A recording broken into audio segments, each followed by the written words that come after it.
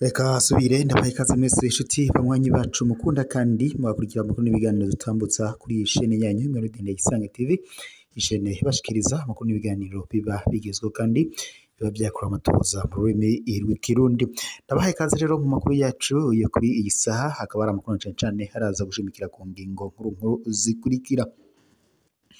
Amakuru yacu turatanguriye mu gisata ca politike na cane tuze kunyarukira ngaha mu Burundi, turabire hamwe ku biriko biravugwa ko uwahoze hari umushikiranganje wa mbere wa leta y'u Burundi ariwe Gervas Ndirakobuca ndetse n'uwamusubirije ariwe Nestor Ntahontuye kuri ubu ngubu hatanguye kugaragara impagarara ndetse icuka kibica kumaze kwaduka hagati y'aba bagabo bombi. Amakuru dufise nuko kuri ubu ngubu umukuru w'igihugu c'u Burundi Evariste Ndayishimiye yoba afashe ingingo yo kubogoza umushikiranganje wa mbere wa leta y'u Burundi Nestor Ntahontuye, ariko bikaba bigizwemo uruhara ntangere n'uwahoze ari umushikiranganje wa mbere wa leta y'u Burundi Gervas Ndirakobuca. Turaza kubigaruka ko mu kanya kuri ubwidonido turabira hamwe imvo n'imvano, ese ni iki giteye kuba habaye uruhagarara hagati y'uwahoze ari umushikiranganje wa mbere wa leta y'u Burundi Generali ariwe Gervas Ndirakobuca ndetse n'uyu ari mu mabanga Nestor Ntahontuye. Naho Igitega ho abadasigana bahamagarira kuja ku kivi c'iterambere, navyo turaza kubigarukaho ku buryo ubwidonido, aho kuri uyu wa 9 Munyonyi w'umwaka umugambwe w'Iprona waratunganije ku mugwa mukuru wa politiki Igitega ibirori byo kwigina imyaka 64 irangiye uwo mugambwe utsinze amatora yo kwigenekerezo ya 18 Nyakanga muri 61. Ibyo birori kandi byitabwe n'icegera c'umukuru w'igihugu Prosper Bazombanza, akaba ari n'umwe mu banywanyi b'uwo mugambwe ndetse akaba ari n'imvukira y'intara ya Gitega. Aho rero umukuru w'umugambwe Iprona yari yitavye ivyo birori, icegera c'umukuru w'igihugu Prosper Bazombanza akaba yamenyesheje ko intumbero y'ivyo birori ari ukwibuka ndetse no kwigina ko umugambwe Iprona ari umugambwe w'iteka, kuko ngo ari wo washikanye igihugu c'u Burundi ku ntahe yo kwikukira igenekerezo rya mbere mu kakaro muri 62.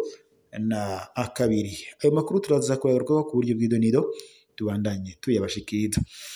Naho mu Burundi ho nyene umushikiranganje Edouard Bizimana yijeje abajana abakozi mu mahanga ubufasha, aho rero kuri uyu wa gatatu igenekerezo rya 5 Munyonyi w'umwaka Edouard Bizimana umushikiranganje w'imigenderanire n'ayandi makungu yinjira ry'u Burundi mu mashirahamwe yo gukorera y'akarere ndetse no gufashanya mu iterambere. Yarahaye rero umubonano baserukira amashirahamwe ajeje kujana abakozi b'abarundi gukorera mu mahanga. Ivyo navyo mu mwanya kuri bw'idonido turaza kubibashikiriza. Naho mu yandi makuru tuza kurabira hamwe nuko inyuma y'imisi itari mike bariko barashusha umutwe, birangiye rero bashize ahabona icuma co mu bwoko bwa aciere bacihinguye mu butare bw'amabuye ya fere. Aho rero akaba ari urwaruka ruhurikiye muri societe de Tekino Igitega mu vyo ikora harimo ndetse gukora amamashini asya, avomera, atonora ndetse n'ayandi afasha mu burimyi n'ubworozi. Ibyo rero navyo mu kanya ni ku buryo bw'idonido turagaruka tubibashikiriza. Ico mbanze kubasaba mwanze mu mwibuka gufyonda asubivure partage ndetse na sabone kugira ngo tubandanye kubana mu makuru ndetse n'ibiganiro tuba turiko turabashikiriza umwanya n'umwanya. Reka rero mu makuru yacu ku buryo bw'idonido tuyatanguriye ku biko biravugwa ngaha mu Burundi, aho icuka kibi catanguye kwaduka hagati yahoze ari umushikiranganje wa mbere wa leta y'u Burundi Gervas Ndirakobuca ndetse n'uwamusubirije ariwe Nestor Ntahontuye. Aho rero Gervas Ndirakobuca ngo agabisha umushikiranganje wa mbere ngo hari ivyo inama mashinga amateka ndetse na nkenguza amateka ngo bitazosubira kwemera. Gervas Ndirakobuca rero murabizi neza ko kuri ubu ngubu hasigaye haramutswa inama nkenguzamateka ariko akaba ari we yahoze ari umushikiranganje wa mbere wa leta y'u Burundi nyuma yuko asubirijwe na Nestor Ntahontuye nyuma yuko perezida w'u Burundi Evariste Ndayishimiye afashe ingingo yo guhindura agaciro ko leta shasha. Ibi rero Gervas Ndirakobuca yabivuze mu ndwi iheze aho Ndirakobuca nyene havuga ko abashinga amateka ndetse n'abakenguzamateka batazosubira ngo kwihanganira ingene muri leta ngo bakoresha amafaranga arenga ayo inama nshinga amateka iba ngo yaremeye. Ibyo byose ngo ibyo yise dépensement budgétaire. Avuga kandi ko parlement igiye gukora iti umushikiranganje wa mbere niyisanga twahindutse ntaze yatangare tuzoba twabimenyesheje hambere. Gervas Ndirakobuca uyu yahoze aramutswa igihugu muri leta yari we umushikiranganje wa mbere nyuma akaza kuba umurongo y'inama nkenguzamateka arabazwa ngo n'ingene amafaranga yatanzwe ngo umuyagankuba ushike mu makomine ariko umuyagankuba ngo ntuze gushika. Avuga kandi ko ngo hamwe intsinga z'amatara zashizwe ku bibonobono ngo none byose vyamaze kugwa.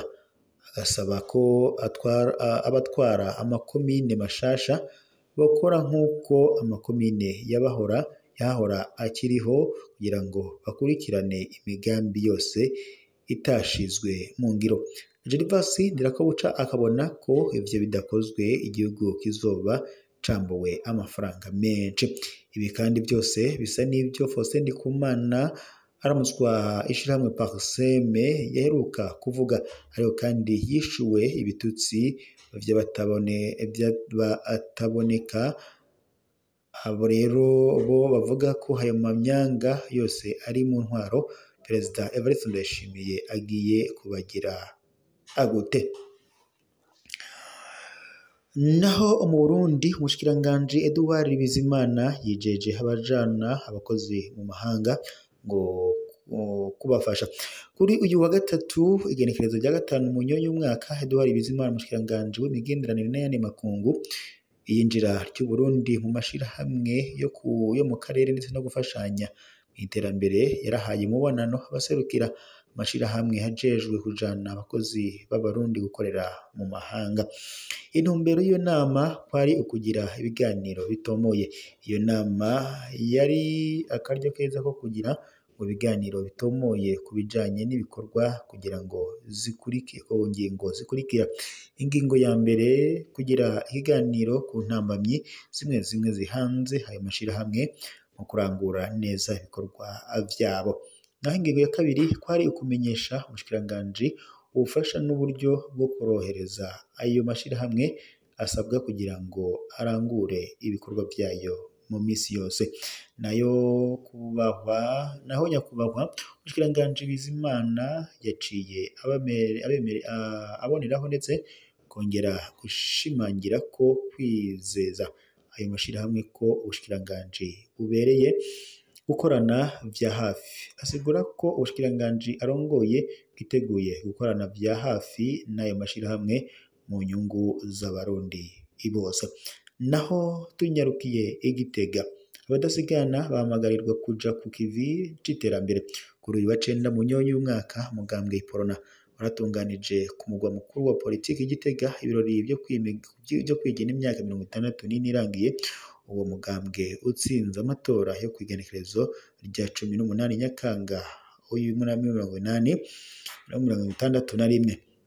Ivyo birori rero bikaba vyitabwe n'icegera c'umukuru w'igihugu Prosper Bazombanza, akaba ndetse ari n'umunywanyi w'uwo mugambwe. Ikindi kandi akaba ari n'imvukira y'intara ya Gitega. N'umukuru rero w'umugambwe Iporona yari yitavye ivyo birori. Icegera c'umukuru w'igihugu Prosper Bazombanza yamenyesheje ko intumbero y'ivyo birori ari ukwibuka ndetse no kwigina ko Iporona ari umugambwe w'iteka kuko ngo ari wo washikanye igihugu c'u Burundi ku ntahe yo kwikukira kw'igenekerezo rya mbere mwakaro muri 1962. Akaba kandi yashikirije ko abadasigana bazokwama bibuka ku mwaka uwo munsi umugambwe Iprona watsinda ayo matora. Icegera c'umukuru w'igihugu Prosper Bazombanza yibukije ko abadasigana bo mu ntara ya Gitega ngo bogira ubumwe kandi bashize hamwe n'abandi bo mu yindi migambwe. Aca abahamagarira cane cane urwaruka kuja hamwe n'urundi rwaruka rwo mu yindi migambwe mu mashirahamwe ndetse n'amakoperative y'iterambere, kuko leta yifuza ko mu gihugu cifashe kandi giteye imbere muri 2040-2060 ata murundi n'umwe azoba asigaye inyuma mu iterambere. Nayo mw'ijambo ry'iwe umukuru w'umugambwe Iprona Olivier Nkurunziza yarashimiye cane abadasigana kuba baritavye aya matora y'abashinga amateka ndetse n'abajenama mu makomine, ngo bakaba kandi barerekanye inyifato nziza muri ivyo bihe vy'amatora. Olivier Nkurunziza akaba kandi yaciye yibutsa abadasigana ko uwo munsi mukuru wibutsa umuganwa Rodoviko Rwagasore yifuriza abarundi, ndetse ngo ivyo navyo vyari amahoro n'ubumwe bw'abarundi mu butandukane bwabo bwose.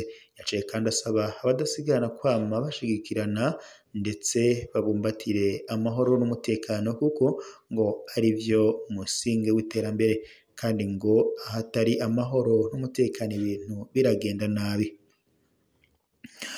Uwarongoye umugambwe Iprona ariwe Olivier Nkurunziza akaba yasabye kandi abadasigana gushigikiza indongozi ibikorwa by'iterambere mu gukura amaboko mu mpuzu ngo baje ku kivi, kuko mu rugamba rw'iterambere atanumwe asigara inyuma.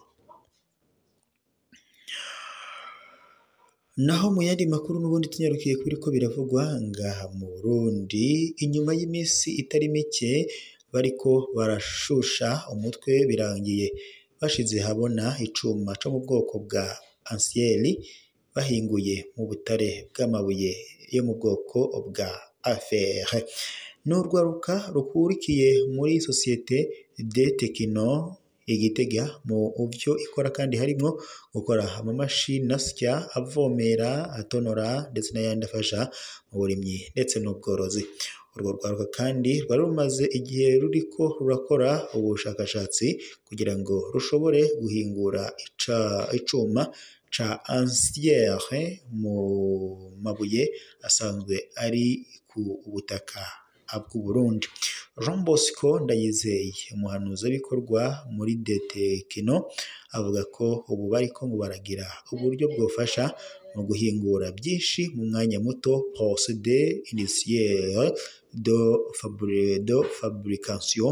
Ivyo ngo bizotuma kandi igihugu gihungukira bimwe biboneka kandi ngo mu kugabanya umurindi w'ivyahora bikurwa hanze, fera beto, tube, tore, maze ngo ayo mahera nayo aheze akoreshwe mu bindi bikorwa vy'iterambere.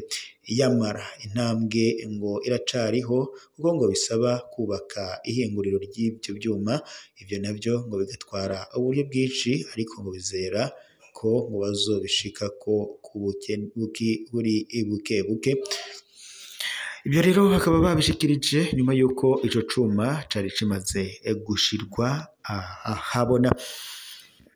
Reka rero dushimire mwese mwari kumwe natwe mu makuru ndetse n'ibiganiro twariko turabashikiriza kuri iyi saha. Reka dutera yambu abariko badukurikira bari mu mihingo itandukanye igize igihugu cacu c'u Burundi, n'abari bari mu makomine atandukanye, uducimbiri dutandukanye, amazone atandukanye bigize igihugu cacu c'u Burundi, abari mu ntara zitanu uko zashizweko mu ndinganizo shasha, harimo Butanyerera, Bujumbura, Burunga ndetse n'izindi zose ntabashe kudondora zigize igihugu cacu c'u Burundi. Mwese ndabashimiye kuba mwari kumwe natwe. Reka kandi dushimire bariko badukurikira bari mu bihugu bibanyi, nk'abari mu Rwanda, twavuga nk'abari mu bumanuko bw'u Rwanda, mu buraruko, mu buseruko ndetse no mu burengero bw'u Rwanda.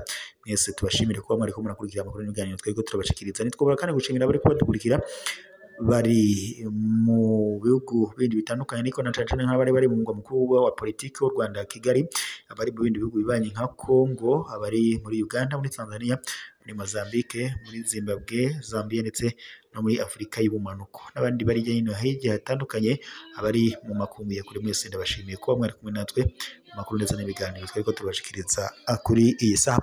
Kandi dutere yambo tunashimira abariko badukurikira bari ngaho mu bihugu vya kure, mubandanye mukurikira amakuru n'ibiganiro tuba turiko turashikiriza kuri ino chaîne yanyu Inkuru Ndende Isange TV, chaîne ibirikira bishikiriza amakuru n'ibiganiro ndetse biba bigezweho kandi biba vyakura amatoza mu rurimi rw'ikirundi.